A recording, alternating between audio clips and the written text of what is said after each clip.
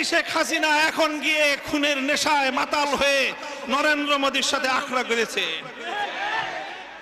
যদি সেখান থেকে বসে বাংলাদেশের স্বাধীনতার উপর কোনো হস্তক্ষেপ করার চেষ্টা করা হয়, তাহলে বাংলাদেশের মাটিতে ভারতীয় দূতাবাস থাকতে পারবে না।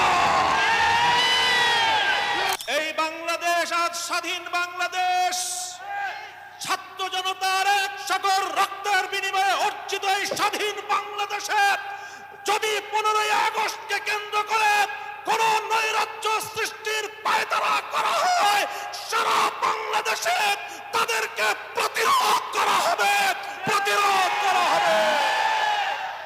বিগত 45 বছর ধরে শেখ হাসিনা প্রতিশোধের রাজনীতি করেছেন, প্রতিশোধ নিয়েছেন আমার বাংলার তাওহীদি জনতার বিরুদ্ধে, প্রতিশোধ নিয়েছেন বাংলার স্বাধীনতাকামী মুক্তিকামী জনতার বিরুদ্ধে, প্রতিশোধ নিয়েছেন বাংলাদেশের ছাত্র জনতার বিরুদ্ধে, প্রতিশোধ নিয়েছেন এদেশের হেফাজতে ইসলামের লক্ষ লক্ষ নিরপরাধ মানুষের বিরুদ্ধে।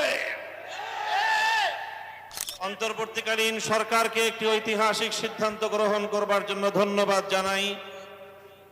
তারা বলেছেন নাকের ডগায় শত শত শহীদের লাশের গন্ধে পার হয়ে 50 বছরের সেই পুরনো কোন নিহত ব্যক্তির জন্য জাতীয় শোক দিবস পালন করার কোনো অর্থ হয় না। এজন্য 15ই আগস্ট শোক দিবস বাতিল ঘোষণা করে একটি ঐতিহাসিক সিদ্ধান্ত গ্রহণ করেছে। এজন্য আমি অন্তর্বর্তীকালীন সরকারকে ধন্যবাদ জানাই। আরেকটি বিষয় আমি দেশবাসীকে সতর্ক করতে চাই, হেফাজতে ইসলামের নেতা কর্মীদেরকে সতর্ক করতে চাই। ইতিমধ্যে আপনারা বিভিন্ন যোগাযোগ মাধ্যম, সামাজিক যোগাযোগ মাধ্যমে দেখেছেন পরাজিত শক্তির ফ্যাসিবাদী নেত্রী